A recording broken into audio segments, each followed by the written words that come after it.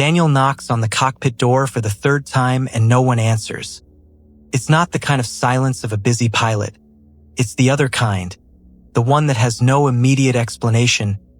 He leans closer, pressing his ear against the door, and all he hears is the low hum of the engines. The same as always, constant, indifferent. Down the aisle, the cabin looks normal, passengers reclined, some asleep, the soft cruise lights filling the space. But something doesn't fit, a feeling Daniel hasn't been able to put into words yet. He will understand what it is, but when he does, there won't be any time left. If this story held your attention, subscribe, because the next one won't give you time to think either. Daniel Costa was 34 years old, with 6 years of experience as a flight attendant for a mid-sized airline based in Athens. Not a veteran with decades in the air, but far from a beginner. He had flown domestic routes, short international flights, Mediterranean connections, even a few transatlantic legs covering for colleagues. Enough to understand the rhythm of a flight the way musicians understand timing. Not thinking about it, just feeling when something falls out of sync. That morning in August 2005, he arrived at Larnaca Airport like he always did. Coffee at the terminal, briefing review, changing into uniform in the crew room, a quick conversation with the other attendants about cabin roles. The flight was 522. Larnaca to Athens with a stop in Prague, a Boeing 737 with 121 passengers on board and 6 crew members, a familiar route, a familiar aircraft. Nothing that suggested anything other than a normal workday.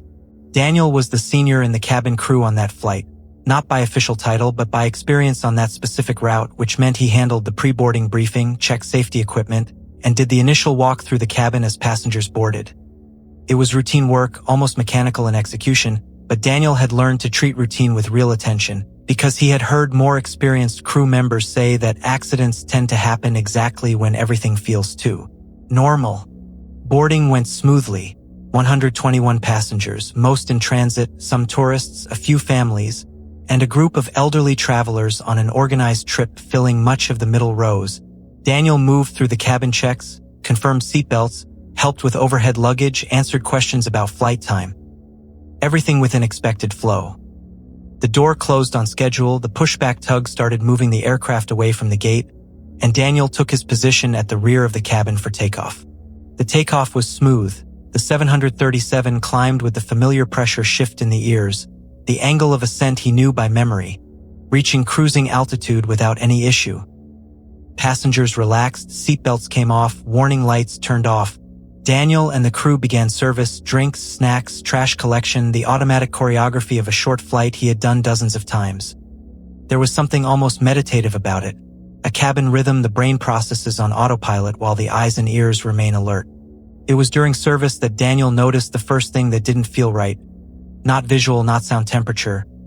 The air inside the cabin felt colder than it should at that point in the flight, not uncomfortably cold, not enough for passengers to complain, but enough for him to notice it in his breathing. He adjusted mentally, assumed a variation in the air conditioning system, and kept working. The rationalization was quick, almost automatic. And it would define the rest of the flight. 30 minutes into the flight, the air had become noticeably colder. Now it was clear. Daniel could feel it in his fingers as he held the drink cans, feel it on the skin of his arms beneath the short sleeves of his uniform. Some passengers had pulled out blankets or put on jackets. One of the other flight attendants, Eleni, mentioned it to him in passing as they moved down the aisle. "It's cold in here, isn't it?" It was. Daniel said he would check with the cockpit and headed for the interphone. He called the cockpit through the internal communication system. There was a pause before someone answered. Not a long pause, but a pause. And when the pilot responded, his voice sounded slightly distracted, like he was dealing with something else at the same time. Daniel mentioned the temperature, asked if there was any different configuration in the air system. The pilot said he was checking and ended the call. The response had been too brief to be reassuring, but Daniel hadn't heard anything that sounded like an alarm, so he filed it away as something being handled and returned to service. What Daniel didn't know at that moment, what no one in the cabin knew, was that the flight crew had been dealing with a warning that appeared on the panel shortly after takeoff. A warning related to the cabin pressurization system that had been misinterpreted. The pressurization valve had been left in manual mode during maintenance the night before, and none of the pre-flight checks had caught it clearly enough. The warning that flashed on the panel was read as an air equipment temperature. Issue, a misinterpretation that seemed plausible, something that had happened before under different circumstances, and the pilots chose to monitor it without initiating an emergency procedure. The cabin was slowly losing pressure. Not in a catastrophic way, not like a window shattering or a door failing, but gradually, silently, spread across the entire system. The pressurized altitude inside the aircraft was rising while the plane maintained cruising altitude for the passengers, who had no instruments to detect it. The only noticeable effect was the cold and a lightheaded feeling, something most would attribute to travel fatigue or the effects of altitude. But for Daniel, moving through the cabin and observing people, something began to feel off in the last few rows. The passengers there were too quiet. Not the kind of quiet of people resting. Passengers fall silent, they sleep, they look out the window. But Daniel had learned how to read a cabin, and there was a specific quality to that silence that didn't match normal behavior. It was the silence of people whose systems were slowing down. Some were reclined with their eyes half open, not fully awake, not fully asleep. A child who had been restless during climb was now completely still in their mother's arms. Daniel stopped in the aisle and watched for a few seconds longer than he should have. He moved to the last row and gently tapped the shoulder of an older passenger leaning to one side. The man didn't respond immediately. It took a few seconds for him to open his eyes, and when he did, the look was unfocused in a way Daniel, for a brief moment, associated with deep sleep. "Do you need anything?" Daniel asked. The man gave a vague nod and closed his eyes again. Daniel remained there for a few seconds longer than necessary, with a growing sense that something was happening. Something he still couldn't name. Daniel went back to the interphone and called the cockpit again. This time no one answered. He waited, called again, waited once more. The silence on the line was different from the silence of a busy pilot. There was a steady open line hum, proof that the system was working, but no voice came through. He tried a third time, using the low-level urgency code, the one that signals something needs attention without declaring an emergency. Silence. The feeling that had been building for nearly 40 minutes reached a point where it could no longer be rationalized. Daniel moved to Eleni in the forward galley, speaking quietly, telling her he couldn't reach the pilots, that something about the passengers in the last rows wasn't right.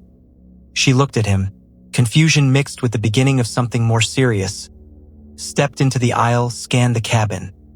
It took less than 10 seconds. When she came back, her expression had changed. It was hypoxia. Not that Daniel knew the word in that moment, not consciously. But the safety training he had gone through years earlier, the kind that once felt like a distant scenario, was surfacing from somewhere below thought. Lack of oxygen in the cabin. The signs were all there: apathy, delayed responses, unfocused eyes, that specific kind of drowsiness that isn't really sleep. And the cold. What had started as a simple temperature anomaly was, in reality, the sign of a cabin no longer holding heat the way it should. Daniel moved to the cabin oxygen panel, the compartments above the seats that, in a pressurization emergency, should open automatically and release the masks. But they hadn't opened, which meant the system had either failed to detect the decompression as an emergency, detected it too late, or failed entirely. He opened the panel manually, pulled the lever, and the masks dropped across the rear rows with a sound he had heard hundreds of times in training, but never in a real flight. The passengers who were still conscious reacted slowly. Hypoxia reduces the ability to recognize urgency. Daniel moved row by row, placing masks, tightening straps, shouting for those who could still respond to breathe, to secure the masks, to put them on children first as the protocol required, but to put them on themselves as well. He was already operating at the limit of what his own lungs could handle at that cabin altitude, feeling his head grow heavier with each passing minute. Eleni had already secured her own mask and was doing the same on the opposite side of the cabin. The third attendant, Marcos, was down near the rear galley. Daniel found him there and had to make a decision. Leave him for the moment and continue helping the passengers who were still conscious. It was the hardest decision he had ever made. Taken under mild hypoxia, hands unsteady, thoughts slowing, that cotton-like pressure building inside his head. He left Marcos and kept moving. Daniel reached the cockpit door, already aware that the pilots hadn't responded to the interphone, that the cabin oxygen masks had deployed manually, not automatically, and that the aircraft was still cruising on its assigned route with no visible deviation. All of it, processed under partial hypoxia, settled into a cold certainty. Something had happened to the flight crew before it reached the cabin. The pilots had lost consciousness before the passengers, either because the cockpit had reached a higher cabin altitude or because the system had failed from the inside out. He knocked on the door, knocked again, then entered the emergency access code on the keypad, a code meant for extreme situations, memorized during training, never expected to be used for real. The door opened, and what was on the other side was something no amount of training truly prepares anyone for. 2 pilots unconscious, the aircraft flying on autopilot, and a panel lit by flashing amber warnings, with no hands left to respond to them. Daniel wasn't a pilot, only basic theoretical knowledge of the cockpit from a course he had taken years earlier on his own. Nothing close to what would be needed to operate a Boeing 737 in flight. What he had was the radio, the interphone, and emergency contact numbers for air traffic control printed on a small plate above the panel. He grabbed the radio with unsteady hands and called Athens Control. The response came within seconds. They had already been trying to reach the aircraft for some time, with no answer from the crew. The controller's voice was calm, professional, but there was tension beneath it, the kind that comes when a situation has gone beyond standard procedure. Daniel explained what he had found, said he wasn't a pilot, said he needed instructions. On the other end, protocol was already being activated. He was told to keep the channel open. In the minutes that followed, Daniel did what he could with what he had, checking altitude, speed, fuel levels, identifying instruments as best as he could. The aircraft remained on autopilot, still on course, still flying, but fuel was already dropping to a level that wouldn't last much longer, and the programmed route would carry the aircraft past its destination if no one intervened. And then, through the cockpit windshield, he saw what ground control had already picked up on radar too. Hellenic Air Force F-16s, one on each side of the aircraft, holding interception formation. The F-16 pilots could see what Daniel couldn't from inside. The cabin dark except for emergency lighting, oxygen masks hanging over seats where many hadn't managed to use them, and Daniel in the cockpit, a uniformed figure not positioned like a pilot should be.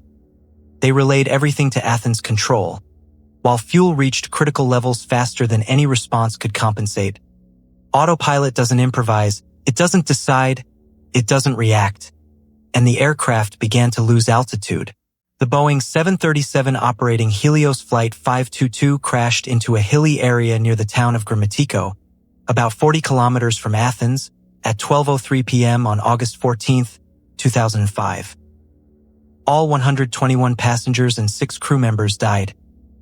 It became the deadliest aviation accident in Greek history at that time, and one of the very few cases where an aircraft continued flying fully autonomously for over 2 hours while everyone on board was unconscious. The plane had taken off normally, crossed the eastern Mediterranean without any deviation, and continued flying long enough for military jets to be sent to investigate the radio silence. The official investigation took months and resulted in an extensive report, studied in detail across the global aviation industry.